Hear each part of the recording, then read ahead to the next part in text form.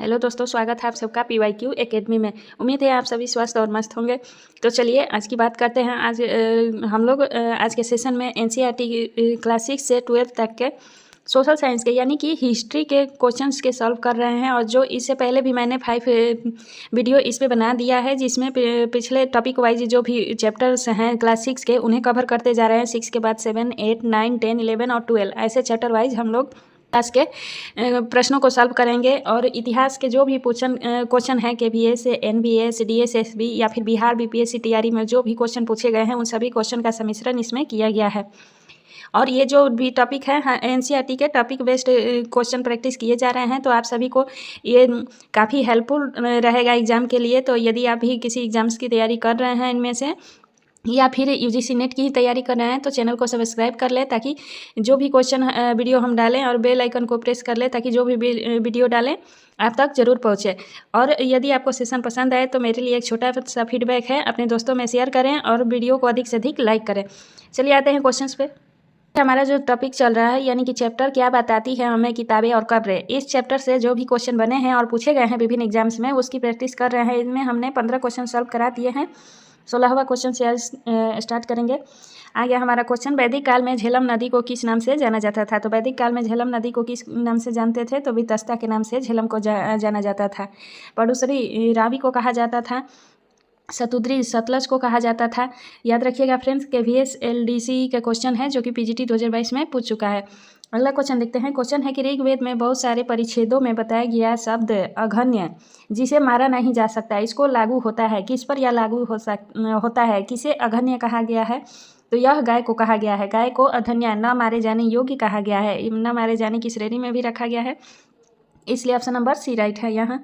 अगला क्वेश्चन देखते हैं। क्वेश्चन है कि किस नदी का प्राचीन नाम अस्किनी था। तो अस्किनी किस नदी का प्राचीन नाम था, तो अस्किनी चेनाब को कहा जाता था। क्वेश्चन है ऋग्वेद में तक्षण किसे कहते हैं। देखिए BPSC स्कूल टीचर का SST का पेपर है, यानी कि BPSC ट्री में पूछ चुका है कि ऋग्वेद में तक्षण किसे कहा जाता था। तो तक्षण जो है यह बढ़ई को कहा जाता था, बढ़ई को तक्षण कहते थे। याद रखिएगा फ्रेंड्स, इंपॉर्टेंट है ये क्वेश्चन। अगला क्वेश्चन है ऋग्वैदिक काल में इस्तेमाल होने वाले सोने के सिक्के का क्या नाम था। तो ऋग्वैदिक काल में इस्तेमाल होने वाले सोने के सिक्कों को निष्क कहा गया है। निष्क किसे कहते हैं, सोने के सिक्के को कहा जाता है। ये DSSB का क्वेश्चन है। अगला क्वेश्चन देखते हैं।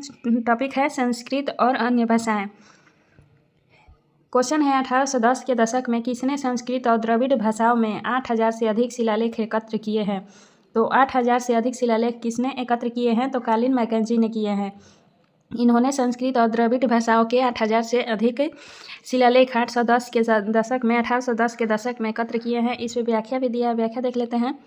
1810 के दशक में कालिन मैकेंजी ने संस्कृत और द्रविड़ भाषाओं में 8000 से अधिक शिलालेख एकत्र किए थे। 1838 में जेम्स प्रिसेप ने अशोक के अभिलेखों को सर्वप्रथम पढ़ने का कार्य शुरू किया था। अलेक्जेंडर कनिंघम ने 1877 में अशोक के उत्कीर्ण अभिलेखों के समूह को प्रस्तुत किया था, जबकि मार्शल भारतीय पुरातत्व विभाग के महानिदेशक थे।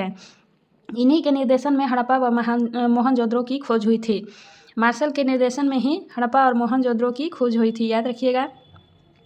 अगला टॉपिक है लोगों की विशेषता बताने वाले शब्द, यानी भारतीय मूल के निवासी थे। तो भारत के मूल निवासी कौन थे, तो द्रविड़ थे। ऑप्शन नंबर C होगा। इसकी व्याख्या देखते हैं। भारत के मूल निवासी द्रविड़ थे। आर्यों का मूल निवास जो था, इसके विवाद रहा है। इस विषय पर प्रमुख विद्वानों में मैक्स मुलर ने आर्यों का निवास मध्य एशिया स्वीकार किया है। मैक्स मुलर ने बताया कि आर्यों का निवास स्थान मध्य एशिया था, जबकि गाइल्स, हंगरी तथा बाल गंगाधर तिलक आर्कटिक क्षेत्र को मानते हैं। गाइल्स, हंगरी और बाल गंगाधर तिलक आर्यों का मूल निवास स्थान जो है यह आर्कटिक क्षेत्र को मानते हैं। ऋग्वेद में पूर्व शब्द का उल्लेख मिलता है जिसका अर्थ है दुर्ग। पूर्व का अर्थ क्या अर्थ है, तो पूर्व का अर्थ है दुर्ग। आर्यों ने इस दुर्गों को नष्ट कर अनार्यों पर विजय प्राप्त की और आर्य सत्ता को स्थापित किया। ऋग्वेद को 7वें मंडल में आर्य वर्ण तथा 10 राजाओं के बीच युद्ध का वर्णन मिलता है। आर्य वर्णों तथा 10 राजाओं के बीच के युद्ध का वर्णन किसमें मिलता है, तो ऋग्वेद के 7वें मंडल में मिलता है। यह युद्ध परुसरी यानी कि रावी नदी के तट पर हुआ था। 10 राजाओं के संघ को त्रिशु भरत के राजा सुदास ने पराजित किया था। अगला क्वेश्चन है कि कौन से वेदों में आर्य वर्ण और 10 राजना का उल्लेख किया गया है। तो किस वेद में आर्यवर्ण और 10 राजनों का उल्लेख है? तो ऋग्वेद में इसका उल्लेख किया गया है। और इनका जो युद्ध हुआ था परुषणी नदी के किनारे हुआ था। देखिए क्वेश्चन भी आ गया, 10 राजाओं की लड़ाई इस नदी के तट पर लड़ी गई थी। तो किस नदी के तट पर लड़ी गई थी? परुषणी यानी कि रावी नदी के तट पर 10 राजाओं का युद्ध हुआ था। DSSB का क्वेश्चन पूछ चुका है, दो बार DSSB अपने एग्जाम्स में इन क्वेश्चन को पूछ चुका है। अगला क्वेश्चन देखते हैं, निम्न में से किसने सुझाव दिया कि आर्यों का मूल स्थान मध्य एशिया था? तो मध्य एशिया किसने बताया था आर्यों का निवास स्थान?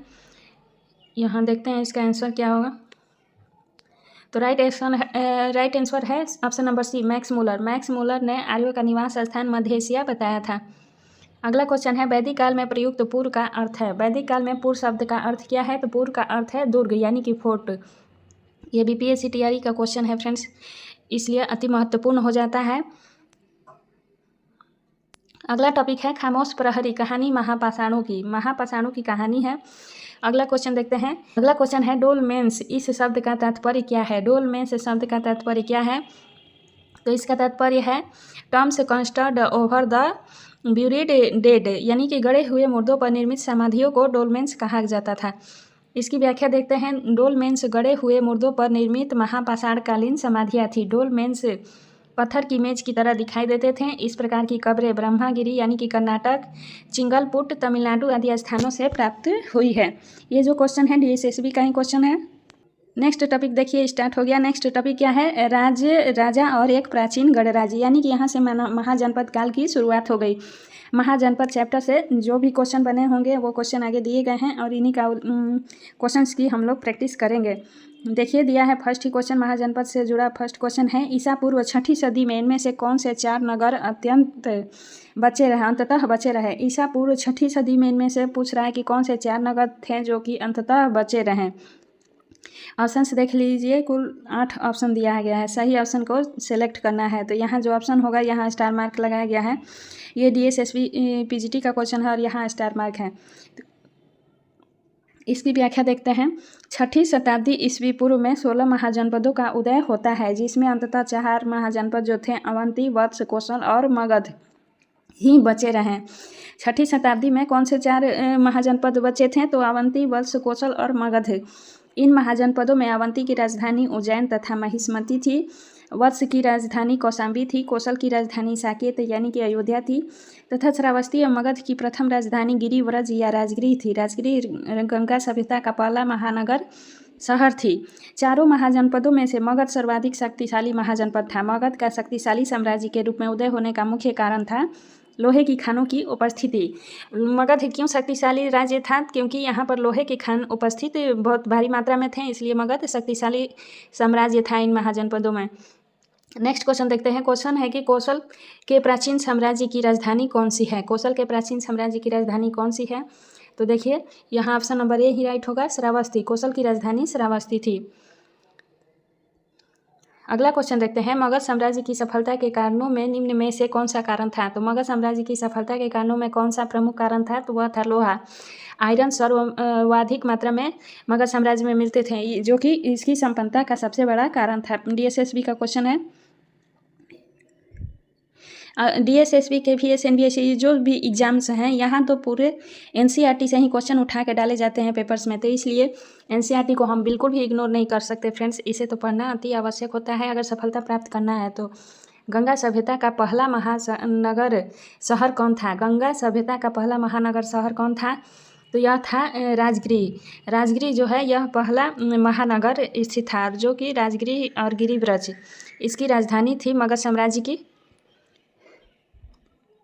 अगला क्वेश्चन है, मगध की प्रथम राजधानी कौन सी थी? तो मगध की पहली राजधानी जो थी यह गिरिव्रज या राजगृह थी। BPSC स्कूल टीचर का क्वेश्चन है। देखिए ये BPSC के द्वारा 2023 में पूछ चुका है ये क्वेश्चन। अगला टॉपिक है मगध। मगध से जुड़े हुए क्वेश्चन है। महाजनपद से जो क्वेश्चन थे वो पार हो गए। अगला क्वेश्चन है कि बिंबिसार किस राजवंश के थे? बिंबिसार किस राजवंश के थे? तो बिंबिसार हर्यक राजवंश के थे। इन्होंने हर्यक राजवंश की स्थापना की थी। DSSB का क्वेश्चन है, इसकी व्याख्या देखते हैं। पुराण के अनुसार मगध के प्रथम राजवंश की स्थापना बृहदर्थ या बृहदर्थ ने की थी। इस राजवंश के राजा जरासंध ने गिरिव्रज को राजधानी बनाया था। इसके बाद हर्यक वंश आता है। बिंबिसार हर्यक कुल से संबंधित था। हर्यक कुल के लोग नाग वंश की एक उपशाखा थे। जिसका संस्थापक बिंबिसार था। यानी कि हर्यक कुल का संस्थापक कौन था? तो बिंबिसार था। बिंबिसार ने ही मगध साम्राज्य का वास्तविक संस्थापक कहा जाता है बिंबिसार को। इसने अंग को मगध साम्राज्य में मिलाया। ये भी क्वेश्चन पूछ जाता है बहुत बार कि अंग को मगध साम्राज्य में किसने मिलाया? तो बिंबिसार ने मिलाया था। जैन साहित्य के अनुसार बिंबिसार का नाम श्रेणिक मिलता है। श्रेणिक किसका नाम मिलता है? तो बिंबिसार का नाम मिलता है। बिंबिसार के बाद अजातशत्रु राजा बनता है। अजातशत्रु जो था यह बिंबिसार का ही पुत्र था।